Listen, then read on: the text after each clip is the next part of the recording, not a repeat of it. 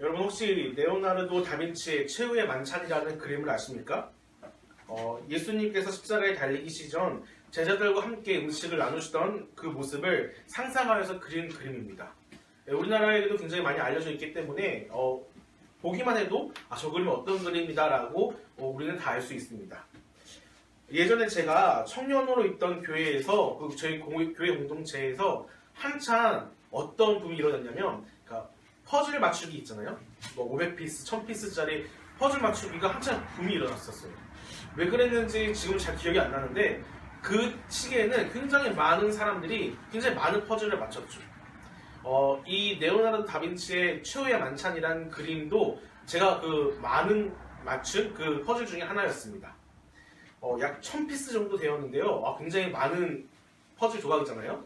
그래서 한 10명이 모여가지고 이렇게 그림을 맞췄는데 저 굉장히 힘들었죠. 근데 다들 교회 다니고 예수님을 믿다 보니까 다들 하나같이 어떤 마음이 있었냐면 내가 예수님 그림을 맞추고 싶다 라는 경쟁이 아닌 경쟁이 있었어요. 비록 예수님의 그림은 10조각밖에 되지 않았지만 10명의 사람들이 그 1000피스짜리 그 퍼즐 조각 앞에서 머리를 맞대고 경쟁하듯이 예수님의 그림을 찾았죠. 그래서 한 조각 찾고 한 조각 찾고 서로 이렇게 경쟁하듯이 하면서 하고 때로 거래도 하면서 예수님의 퍼즐을 맞췄던 기억이 납니다. 근데 여러분 한번 생각을 한번 해봅시다. 1000피스 정도에 되는 그 퍼즐이 있는데 예수님의 그림은 10조각밖에 되지 않아요. 그런데 내가 사랑하는 예수님, 그 이름만 들어도 눈물이 나고 나를 위해 십자가를 지셨던 그 예수님만 생각하면 가슴이 메어지는 그 예수님의 그림 딱 10조각만 맞춰져 있다고 생각해 보십시오. 그 퍼즐로서 가치가 있을까요? 아니면 그 퍼즐 예수님의 모습이 완성되었기 때문에 그 그림은 정말 멋진 그림이 될까요? 아마도 아니겠죠. 1000피스짜리 퍼즐은 때로는 예수님의 모습이 담겨져 있기도 하고 때로는 아무 의미 없는 물병이나 음식의 그림이 담겨져 있기도 하고 때로는 이 그림이 저 그림인지 헷갈리게 똑같은 무늬가 반복되는 천장의 그림이 담겨져 있기도 합니다. 그런데 각자의 그 퍼즐이 제 자리에 있어야지만 하나의 그림이 완성되어지고 퍼즐이 안정적으로 완성된 그 모습이 유지될 수가 있습니다. 예수님의 그림만 딱 완성된다고 해서 그 퍼즐은 완성되어지고 그림이 완성되는 것은 아니죠. 별 볼 일 없는 그 그림이라도 그 자리에 있어야지만 하나하나의 역할이 그림들이 모여서 완성된 그림을 우리는 볼 수 있습니다. 우리는 예수님의 고난을 묵상하는 사순절 기간을 보냈습니다. 특별히 이번 주는 예수님의 고난에 더 깊게 묵상하는 고난주간으로 보냈습니다. 저는 이 고난주간을 묵상하면서 그런 생각이 들더라고요. 예수님의 십자가 사역은 예수님 혼자 그 십자가 위에서 온전히 완성하신 것이지만 예수님을 도와준 그 도움의 손길은 없었을까? 다시 말해 1000개의 그 퍼즐 과정 가운데 예수님의 그림도 있지만 그 아무 의미 없어 보였던 그 퍼즐 조각들처럼 예수님의 사역을 도와주는 도움의 손길은 없었을까? 하고 의문점이 들더라고요. 그래서 한번 찾아봤습니다. 그랬더니 재밌게도 예수님의 사역은 예수님께서 완성하셨지만 보이게 또는 보이지 않게 예수님의 그 십자가 사역을 도와주는 도움의 손길이 분명히 있었습니다. 지난 수요일 우리가 들었던 예수님의 머리 위에 기름을 부었던 그 여인이 바로 그런 사람이었죠. 그 여인은 예수님의 장례를 준비했습니다. 곧 죽으실 예수님의 장례를 미리 준비한 거였죠. 그 여인이 예수님이 십자가에 지실지 앉으실지는 아마 몰랐을 거예요.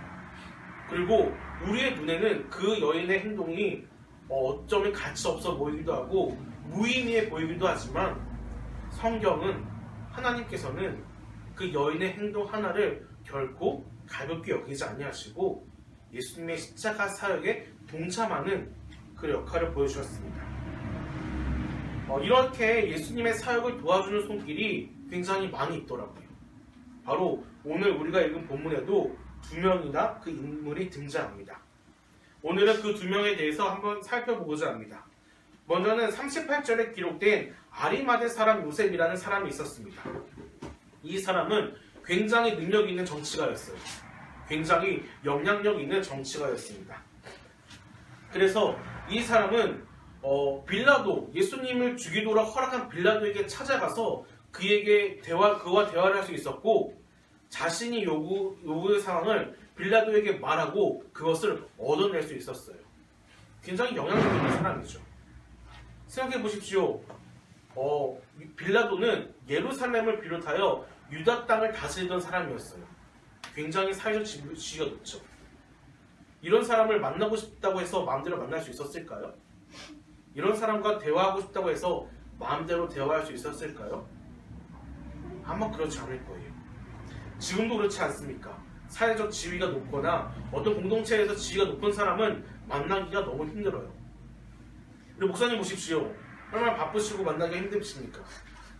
제가 전화를 하고 목사님께 용건이 있어 전화할 때마다 가장 먼저 말씀드리는 게 있어요. 목사님 바쁘세요? 시간 되세요? 지금 통화 가능하세요?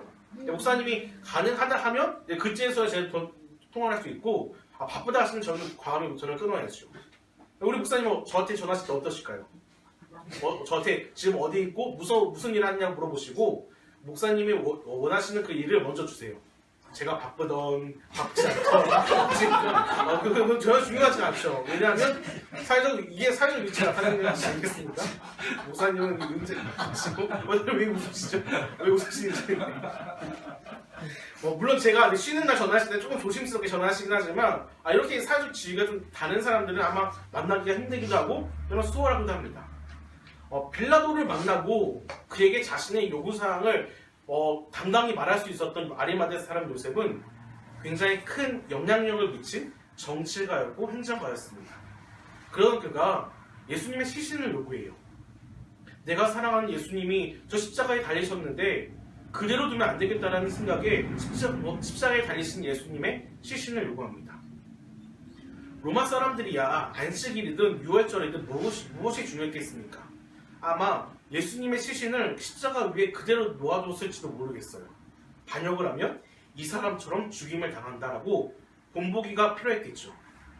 만약에 그랬다면 예수님의 시신은 그의 체중과 중력으로 인해서 팔이 빠지고 뼈가 부러졌을 거예요. 그랬다면 시편에 기록되어 있는 것처럼 예수님은 유월절의 어린 양으로 뼈 한마디도 부러지지 않을 것이라고 예언되었는데, 아리마대 사람 요셉이 없었다고 한다면 예수님을 예언한 그 시편의 말씀은 이루어지지 않았을 것입니다. 이렇게 아리마대 사람 요셉이 그 말씀을 알았는지 몰랐는지 모르겠지만, 그가 예수님을 사랑하는 마음으로 시신을 요구하고 장례를 도와주려는 마음을 갖자 하나님께서는 그 아리마대 사람 요셉조차도 예수님의 십자가 사역에 동참하게끔 그 완성의 퍼즐의 한 조각을 부여하게 만드셨습니다. 또 한 사람은 바로 39절에 바로 이어서 나오는 니고데모라는 사람입니다. 이 사람은 모략과 침향 섞인 것 100리트라쯤을 가지고 왔어요. 100리트라는 것이 단위인데요. 이게 어떤 단위냐면, 왕이 죽으면 왕의 시신에 장사를 하는 그 모략과 침향의 단위가 100리트라래요. 그러니까 왕이 죽어야지만 이 100리트라 정도를 사용할 수 있는 거예요. 그런데 이 니고데모는 왕도 아니고 돈 한 푼 없는 예수님의 시신을 모셔오고 그 시신을 왕의 장례처럼 지냈던 거죠. 이 땅에 왕으로 오시고 또한 왕으로서 그 사역을 온전히 완성하신 예수님의 그 신앙의 고백이 몸으로써 실천하는 니고데모의 모습을 우리는 발견할 수 있습니다. 이렇게 두 사람이 나옵니다. 아리마대 사람 요셉, 니고데모. 이 두 사람은 예수님에 대해서 정말 메시아라고 믿었을 거예요. 그리고 예수님을 정말 사랑했을 겁니다. 그래서 자신이 갖고 있었던, 자신이 누리고 있었던 재산 혹은 정치권, 그 권력을 통하여 예수님의 시신을 장사 지내죠. 그랬더니 그들이 기대하지도 않았는데 하나님께서는 그들의 행위를 기억하시고 예수님 십자가 사역의 조연으로서 당당히 이름을 올려주십니다. 사랑하는 여러분, 우리 커피와 교회가 이런 교회가 되었으면 좋겠어요. 오롯이 예수님을 주인공으로 모셔서 우리는 과감히 조연이 되고 또는 엑스트라가 되고 또는 이름도 없고 빛도 없는 한 사람의 조각이 될지라도 예수님의 사역을 완성시키기에 도움이 되어지고 쓰임받는 커피와 교회가 되었으면 좋겠습니다. 또한 그런 우리의 인생이 되었으면 좋겠어요. 예수님을 우리의 삶의 주인공으로 모셔드리고 과감히 내 인생이 아니라 예수님의 인생이라고 말을 하고 고백하면서 내 인생을 하나님의 사역에 쓰임받을 수 있도록 드리는 우리의 인생이 되었으면 좋겠어요. 우리는 왜 그래야 할까요? 우리가 말씀을 나누기 전 불렀던 찬양의 고백이 바로 그 이유가 될 것입니다. 예수님이 나 때문에 죽으셨기 때문이에요. 나를 살리시고자 자신의 목숨을 버렸던 예수님, 이제는 우리의 인생을, 우리의 삶을 예수님께 되돌려 드릴 때인 것 같습니다. 사랑하는 여러분, 우리 그런 삶을 삽시다.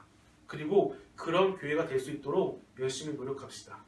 내가 주인공이 되는 것이 아니라 예수님이 주인공이 되어지고, 내가 그 가운데 중심에 있는 것이 아니라 예수님이 그 가운데 중심이 되어지시고, 나는 과감히 아무 의미 없는 한 조각의 퍼즐이 될지라도 조연이 되어지고 엑스트라가 되어져서 예수님의 사역을 완성시키는 데 쓰임받는 그런 교회, 그런 인생이 되기를 간절히 소망합니다. 함께 이 시간 기도했으면 좋겠습니다. 우리 이렇게 기도합시다. 예수님이 나를 위해 죽으셨습니다. 나를 위해 십자가 지셨습니다. 이제는 내가 예수님께 내 인생을, 내 삶을 드리기 원합니다. 내 인생을, 내 삶을 받아 주옵소서라고 기도하는 시간 되었으면 좋겠습니다.